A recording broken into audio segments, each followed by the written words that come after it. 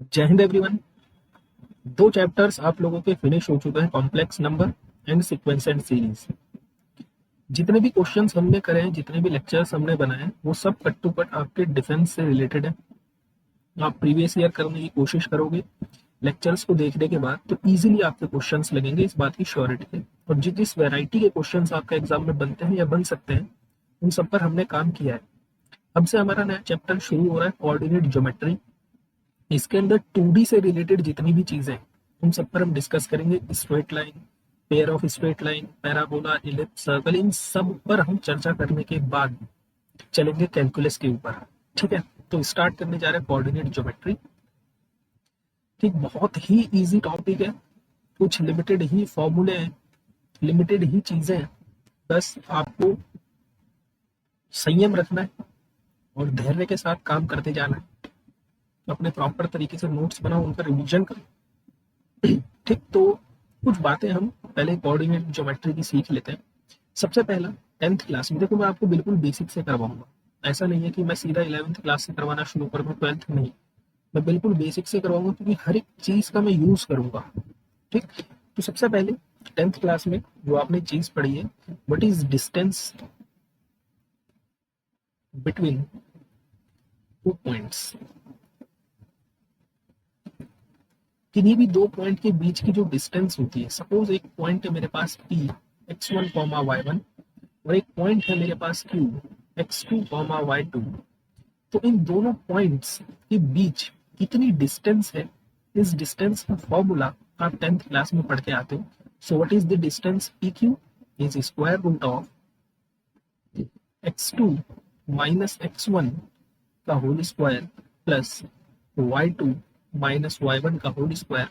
And we know that square root के अंदर की quantity is always greater than equals to zero. So that means कोई भी distance, किन्हीं भी दो पॉइंट के बीच की डिस्टेंस हम हमेशा पॉजिटिव ही कंसीडर करते हैं। उसका रीजन क्या है?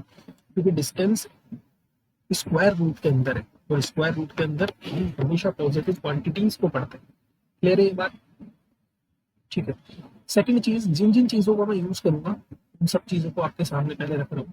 देखो, किसी भी शेप को मैं कब कहूंगा कि ये मेरे पास स्क्वायर है ना, कब मैं इस बात को कहूंगा? तो सबसे पहले जो साइड्स है, ये 4 साइड्स इक्वल होनी चाहिए। प्लस केवल 4 साइड्स इक्वल होने से स्क्वायर नहीं बनेगा, इसके डायगोनल भी इक्वल होने चाहिए। So plus diagonal equal. ठीक, स्क्वायर के तुरंत बाद आता है रोम्बस। रोम्बस में केवल आप ये चीज बताओगे कि 4 साइड्स इक्वल है, डायगोनल हो भी सकते हैं, नहीं भी। ठीक, थर्ड पॉइंट आता है रेक्टेंगल। किसी भी शेप को आप रेक्टेंगल कब कहते हो? जब उनकी ऑपोजिट साइड इक्वल हो और डायगोनल भी इक्वल हो। तो opposite opposite sides are equal plus diagonal also equal. Diagonal भी क्या होने चाहिए मेरे? इक्वल होने चाहिए। रेक्टेंगल के तुरंत बाद आता है पैरेललोग्राम।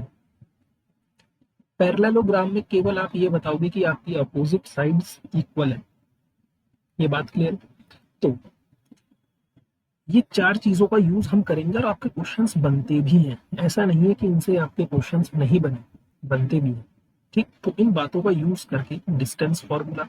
अच्छा, इसी डिस्टेंस फॉर्मूले से आपको याद होगा एक मिड पॉइंट फॉर्मूला भी आता है। Mid point formula, mid point formula कि अगर सपोज आपको कोई भी दो पॉइंट गिवन है P और Q और इनके बिल्कुल मिड में एक पॉइंट है R x, y, तो इस x, y के जो कोऑर्डिनेट होता है, this is what, this is x1 plus x2 upon 2, y1 plus y2 upon 2। ठीक, सो इन सारी बातों को ध्यान में रखते हुए हम प्रोसीड करते हैं अपने सबसे पहले क्वेश्चन के ऊपर।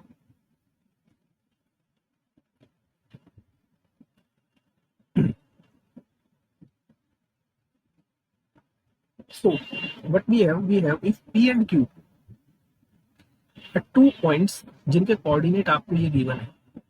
सो एक पॉइंट है आपके पास, देखो सॉल्यूशन। कोऑर्डिनेट ज्योमेट्री एक ऐसी चीज है जिसका अगर आप फिगर ड्रॉ कर लो अभी तो खैर इसकी जरूरत पड़ेगी नहीं, लेकिन आपकी आधी से ज्यादा प्रॉब्लम्स फिगर सॉल्व करने से ही हो जाएंगी। देखो पी के कोऑर्डिनेट आपको गिवन है ए टी स्क्वायर और 280, और क्यू के कोऑर्डिनेट आपको गिवन है ए बाई टी स्क्वायर और -2a/t, और एस एक पॉइंट है a, 0, एस कहीं पर भी हो सकता है, this we have as point a, 0।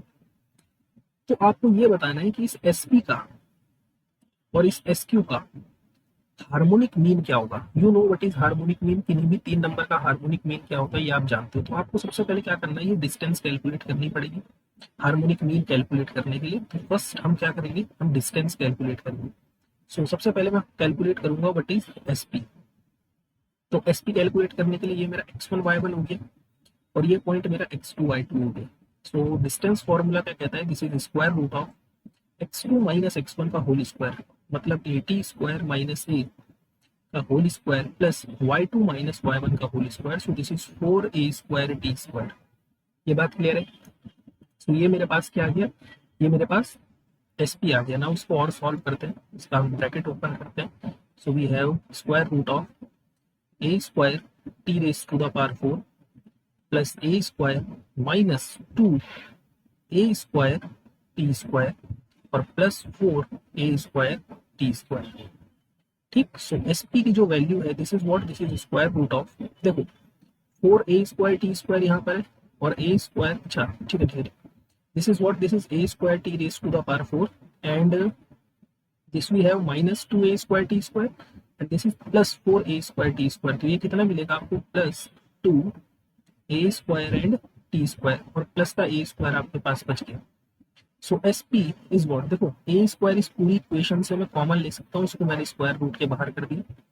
तो जो अंदर मेरे पास चीज बच गई वो क्या बचा है, 1 प्लस टी स्क्वायर का होल स्क्वायर। तो एस पी यहाँ से इजिली आप निकाल सकते हो 1 प्लस टी स्क्वायर। तो ये तो मेरे पास एस पी आ चुका है। क्वेश्चन ऐसे ही कनेक्ट होते हैं। आपसे कभी भी सिंपली 10th क्लास की प्रॉब्लम नहीं पूछेगा कि एस पी की डिस्टेंस बताओ। ठीक। ओके, नाउ हमारा सेकंड काम क्या है, हमें एस क्यू कैलकुलेट करना है। हमें क्या कैलकुलेट करना है, एस क्यू कैलकुलेट करना है। तो एस क्यू कैलकुलेट करते हैं। S Q is what, this is square root of, ये पॉइंट तो x1 y1 है, इस पॉइंट को x2 और y2 नाम दे देता हूँ। So we have x2 means a upon T square minus x1 का whole square plus y2 minus y1 का whole square. So 2a upon T का whole square. Clear. So x2 is what, look हम क्या काम करने वाले, इसका whole square खोलने से पहले इसको थोड़ा सजा कर लिख लेते हैं। अपॉन टी स्क्वायर का whole square plus this is 4a square by T square. ठीक है। So we have S Q equals to square root of, चलिए 1 upon T raise to the power 4 तो बाहर आ चुका है। अब यहाँ होल स्क्वायर अप्लाई करते हैं, A square plus B square minus 2ab and plus 4a square by T square. Sorry sorry sorry, यहीं तक ओपन होगा and this we have 4a square by T square. Now look, अब हम यहाँ पे easily LCM ले सकते हैं, तो एलसीएम ले लेते हैं। हमारे पास एलसीएम कितना आ जाएगा, T raise to the power 4, T raise to the power 4 square root के बाहर निकलती टी स्क्वायर। नाउ एलसीएम लेते हैं, एलसीएम जैसे ही आप लोगे तो इधर तो मेरे पास यही बचेगा, A square plus A square T square minus 2a square T square और प्लस इधर कितना हो जाएगा 4a स्क्वायर टी स्क्वायर। ठीक। तो सिंपली आपको एसपी की तरह ही कुछ देखने के लिए मिल रहा होगा। वेट अ सेकंड, इस क्वेश्चन को थोड़ा उठाकर नीचे साइड कर देते हैं। ठीक। सो what is S Q is 1 upon T square. अब देखो यहाँ पर अगेन यही सेम चीज है जो आपने अभी कैलकुलेट की थी, सेम टू सेम। ठीक। तो इसको मैं ऐसे लिख सकता हूँ, ये मैं सबसे पहले ए स्क्वायर कॉमन लूंगा, है ना, और अंदर क्या बच जाएगा मेरे पास 1 प्लस टी स्क्वायर। सेम यही चीज है, देखो ध्यान से देखो। ठीक। तो आपको एस पी मिल गया, एस क्यू मिल गया। Now what is harmonic mean, harmonic mean क्या होता है, 2 times of S P into S Q upon S P plus S Q. तो आप इसको इजीली कैलकुलेट कर सकते हो। तो इसका आंसर कितना निकलेगा, 2a। तो एस पी और एस क्यू का जो हार्मोनिक मीन है वो किसके बराबर आया, 2a के बराबर।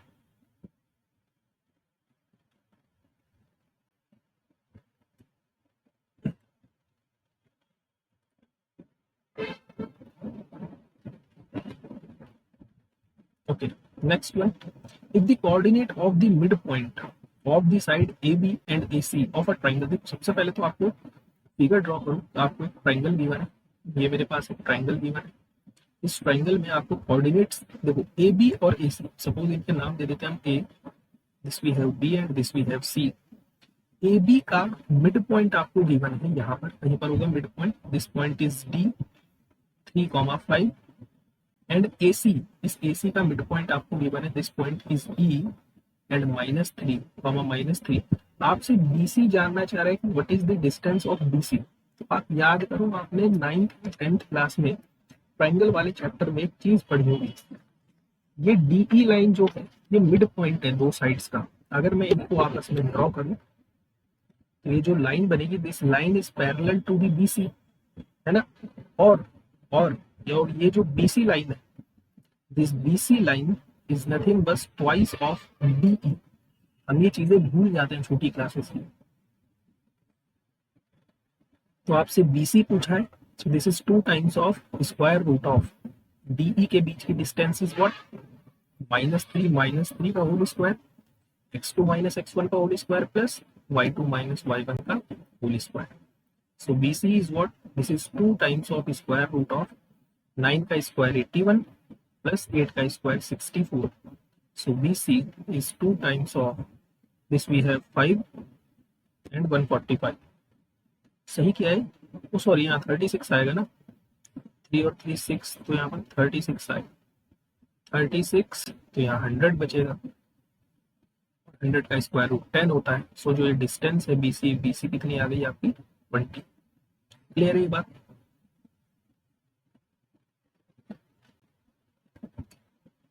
Okay, next one we have simple question है, आपको अगेन एक ट्राइंगल मिला है, ट्राइंगल के वर्टेक्स गिवन है। बिल्कुल आज का सेशन बिल्कुल बेसिक है, अभी ये 1-2 सेशन आपके बिल्कुल बेसिक चलेंगे, लेकिन ये बेसिक चीजें आपको पता आनी चाहिए। ये आपको ट्राइंगल्स की साइड गिवन है, this we have A, B and C। A के कोऑर्डिनेट 1,1 है, B के कोऑर्डिनेट -1,-1 है और C के कोऑर्डिनेट -√3 गिवन है। तो आप सिंपली क्या काम करो, आपसे पूछा है ट्राइंगल कैसा होगा, तो आप इनकी साइड्स कैलकुलेट करो, AB कितना आएगा, BC कितना आएगा और CA कितना आएगा। अगर ये तीनों साइड्स आपस में बराबर आ जाती हैं तो हम कहेंगे ऐसे ट्राइंगल इक्विलेटरल ट्राइंगल होता है। अगर कोई भी दो साइड आपस में बराबर आ गई तो हम कहेंगे आइसोसेलेस ट्राइंगल है। ठीक, तो अगर आप AB कैलकुलेट करोगे तो ध्यान से देखो, AB की वैल्यू 2 स्क्वायर रूट ऑफ 2 आएगी, अगेन इस BC की वैल्यू भी 2 स्क्वायर रूट ऑफ 2 ही आएगी, और अगेन इस CA की वैल्यू, ये AB और AC में कोई फर्क थोड़ी है, ये भी कितना आएगा 2 स्क्वायर रूट ऑफ 2। मतलब such triangle is nothing but equilateral triangle. ठीक, तो ये कुछ बेसिक क्वेश्चंस थे, अभी हम 1-2 लेक्चर्स इसके बेसिक पर ही बात करेंगे, उसके बाद हम स्ट्रेट लाइन पर चलेंगे, लेकिन उससे पहले ये बेसिक नॉलेज आपके पास होना चाहिए। तो मिलते हैं नेक्स्ट सेशन में, तब तक के लिए जय हिंद जय भारत।